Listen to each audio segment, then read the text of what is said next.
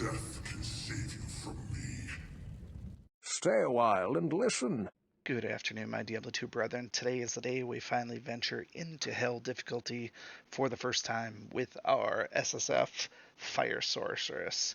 I spent a little bit leveling her up. I just did Terror Zones until I was blue in the face. Took her to level 81, which is 10 more than the Terror Zone for Nightmare, which is essentially right before the experience penalty. 81 is actually already at the experience penalty for Act 1, at least in the Bloodmoor for Hell, so I'm not expecting to get any XP, but I've gotten as far as I can get with Nightmare play. The reason that I ran Terror Zones was ultimately I was hoping to find a 4-socket Monarch for Spirit. I only had one Monarch drop period in Nightmare Terror Zone, and it was a magic one, so I couldn't even socket it. They were not very common there, to say the least. Before we get into the standard playthrough to finish this out, and well, hopefully finish it out, beating Hell solo with the Sorceress without Infinity, without a Sunder Charm, we're going to do two things. One, you might have saw it flash up there. It is still set at P8. I am curious at what the P8 difficulty is going to be like, so I'm just going to play that for a little bit to see what the health pool is like, but I will turn that down to P1. So we'll play P1 through the duration of Hell, hopefully level 81, and then natural gameplay should be enough. If it is not, we'll see where things go from there, and then I will find a spot to level up in the intermediate, if you will. So I'm going to play this as P8 for a little bit and see how difficult it is. Keep in mind I have my lower res on swap. My goal is to ultimately have lower res with my other Ancient's Pledge on there, and then I swap out and have my dual spirits on the main. So I got a lot of practice using lower res. I also have my frozen orb, so I feel like I got the mechanics down to do Hell. It's really going to come down to whether or not I get swarmed and super elites and things like that overwhelm me, or if they're immune to both fire and cold. That would also ultimately be a problem. That's where Gulzar is going to have to shine, but he doesn't have very good gear either. But let's start with the basics first and just get a couple of kills in here and see if we're doing right. So fire immune right from the start. I'm just testing the waters here. Gulzar is able to kill them a little bit. But I'm kind of just, like I said, testing my own waters, seeing what kind of damage I can take and such like that. Obviously, that poison hurt me quite a bit, but being that most of these guys have fire immune to start with, I'm going to have to prep the old lower res one. Non-fire immune seems like they go down pretty quick though, even with P8, so promising for playing on P1.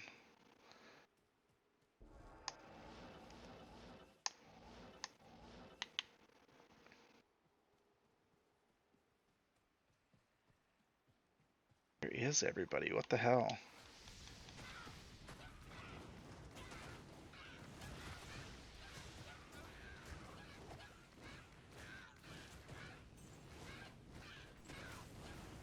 The lower res definitely broke the immunity, so that's good.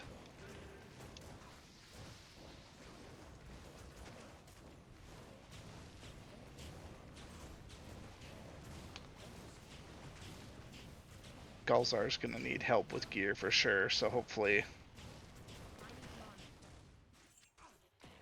RNGesus is kind to us.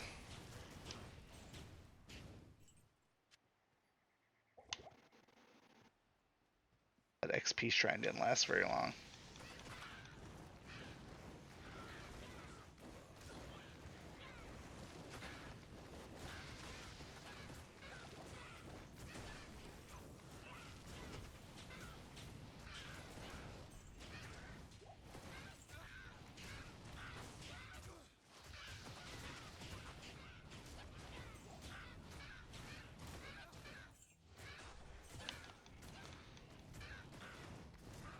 All right, so what I've found just in these first couple of minutes here is obviously with fire immunes, even with lower res, they're tough. So definitely not going to stick around with P8. It's gonna be too challenging. Just gonna be too challenging. So it's nice to know that I got here. Um, Kill this guy first before we leave. Give him the old static treatment.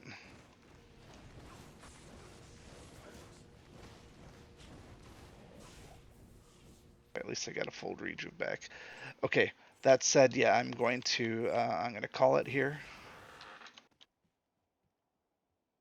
Turn it down to P1, and then we'll reload this.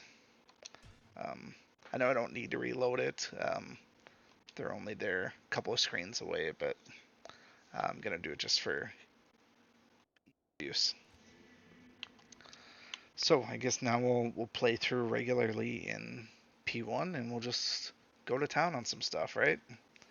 And hopefully we find some gear along the way to make this a little bit more tolerable.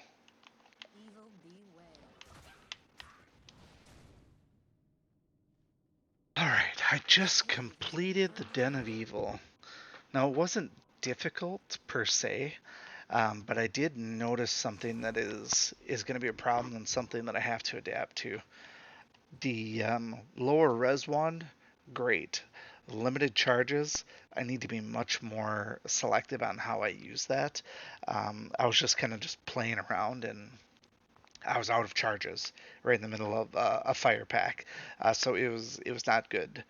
And assuming that I'm repairing just that and not a bunch of other stuff, it was crazy expensive to repair.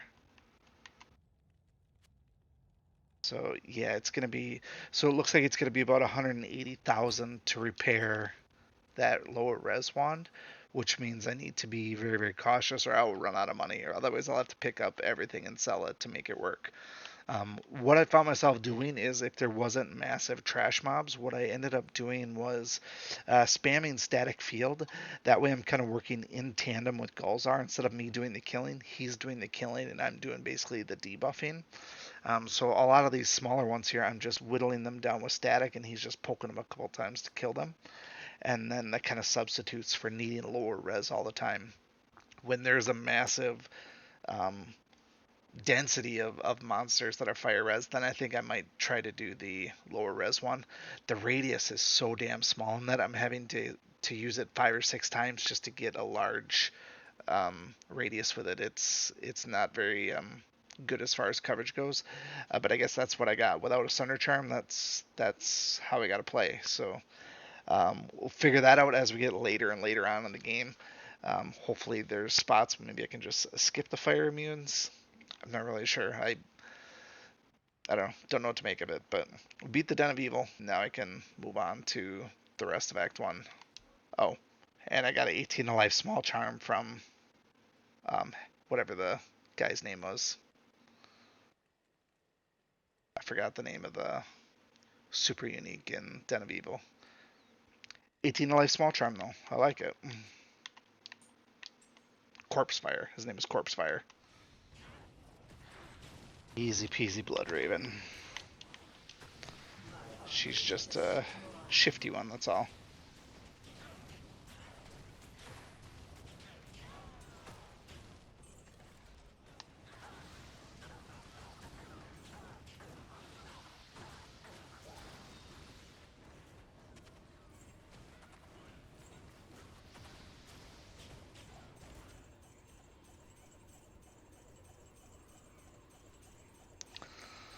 Fall from Countess.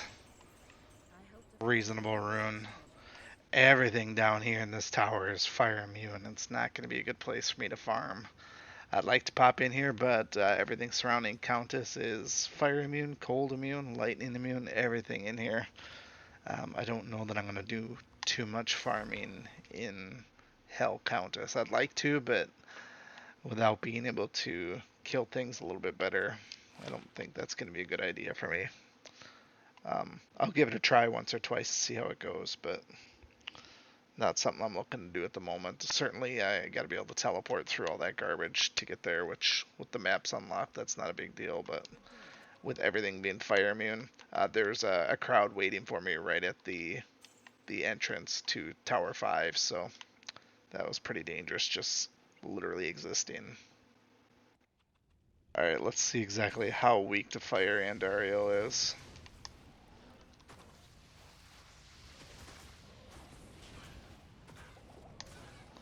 Save my merc.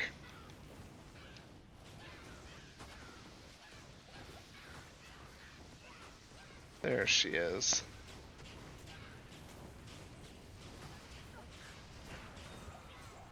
Smoked her. That's what I'm talking about. The evil queen has fallen. That's gonna be my farming spot for a while, I think. Alright, so what have I learned so far? I actually backed off on the lower res one quite a bit. Even though Frozen Orb doesn't do a ton of damage, I use it to kill a lot of the smaller minions. So it wasn't fast by any means, but when they're immune to fire, I can just spam some Frozen Orb for a little bit. It slows them down, gives Gulzar a chance to catch up, and he's usually able to kill them. The hardest part was dealing with multiple shamans constantly rezzing people because Gulzar's target priority is just like whoever's right by him. It was tough to get him to attack who I needed to, but all things considered, Act 1 was not overly difficult. Like I said, I'm not really looking forward to farming Countess in any capacity. I would like to get some runes from her, but I feel like I'll have better luck just finding runes drop. If she's just going to drop a bunch of lower level or even low mid tier runes, it's not going to be worth my hassle to go in there and risk dying. I'll give it a chance to see how it goes if I can come up with a workable system, but at the moment, probably farm Andariel for a little bit. Easy teleport to get to her, and with her being so weak to fire, it should go pretty well. Um, Most of that chamber that she's in, there's not many fire immunes in there except for the one corner with a couple of minions and a shaman in there that I can take out beforehand. It'll just be a matter of possibly equipping some antidote potions to keep Gulzar alive, but I don't have a lot of magic finds, so it's not really going to be worth my time for the most part. I'll give that a chance as well. At least I have it in my back pocket, but first and foremost, we're looking to solo hell. That's all we need to do. If we don't find good gear, we don't find good gear. We still got to beat the game, right? As we make our way into Act 2, we'll go ahead and find Radamant and kill him.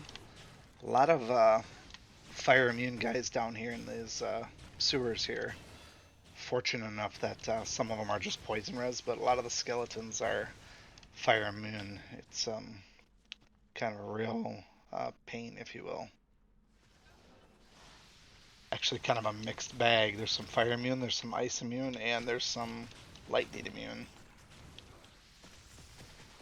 Fortunately, the fire immunes, when I use Frozen Orb, hopefully I can prevent them from being resurrected due to shattering their corpses.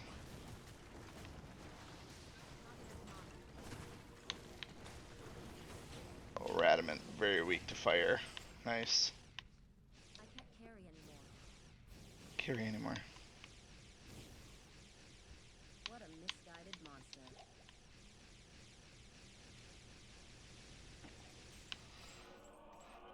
Still have not found anything legendary yet in this hell endeavor, if you will. Slow going, but I'm sure I'll find something eventually.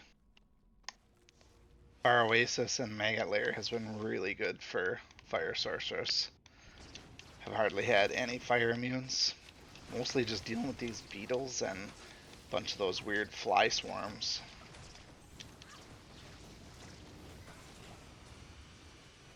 Very smooth sailing. As good as I could have asked for, so hopefully that's a sign of things to come.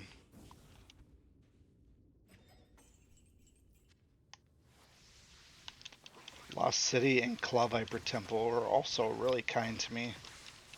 Not too bad at all as far as getting through these things. Had to do some clever positioning in some cases with Gulzar just to avoid getting swarmed, but all things considered, things have gone very well there as well. Claw Vipers are a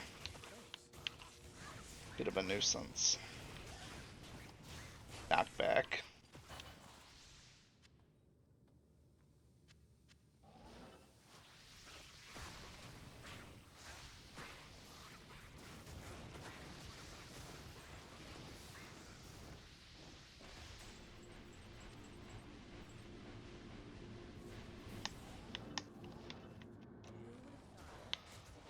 Some of these blunderboars are resisting my lower resist charges.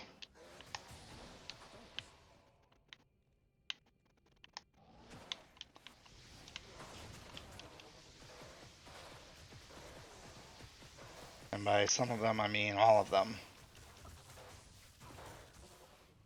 First real instances of not being able to kill guys with my lower res. Goodness for slow.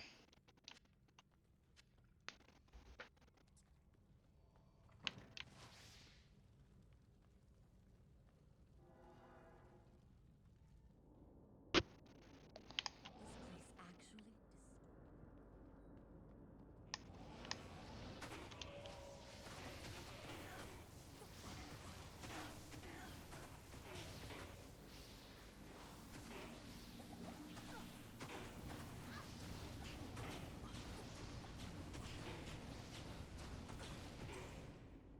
Look at that. Key of 8. It's the second key that I've gotten. I actually got a key from Countess earlier, too. Too bad I can't do Ubers, huh? Alright, we have arrived at the challenge of the hour. Duriel in hell. No escape from him in there, so tight quarters. I don't think I can hang with him. I don't know that Gulzar can hang with him either. My plan is to test the waters first, get my static in there, and then I think it's going to be teleport around and then shoot the Hydras is what I'm thinking.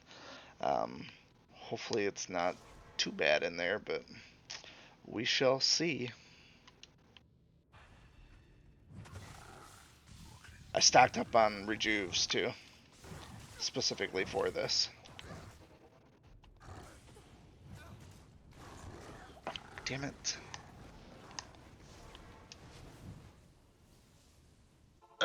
Son of a bitch. Monologuing and fighting at the same time. Not a good idea. Totally lost focus what I was trying to do. I was trying to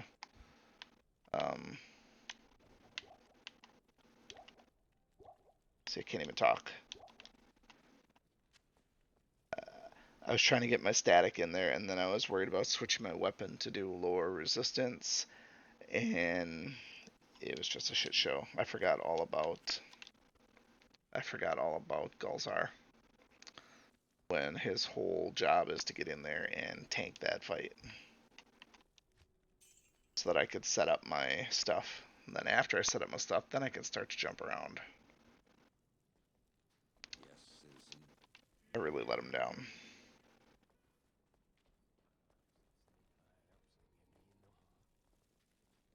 It is an honor to serve you. I pop in there with lower res right from the start.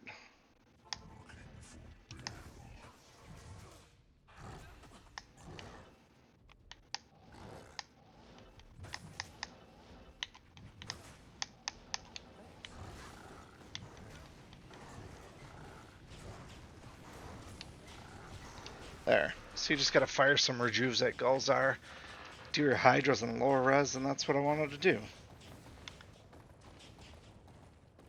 He gave me a yellow belt. Let's see if that's any good. All right, that wraps up Acts 1 and 2 for us today. All things considered, not too bad. Didn't die, so that was good. But we're off to Acts 3 and 4. Wish me luck. We'll see you next time. And Taro Adun. And hail to you, champion. Bye-bye.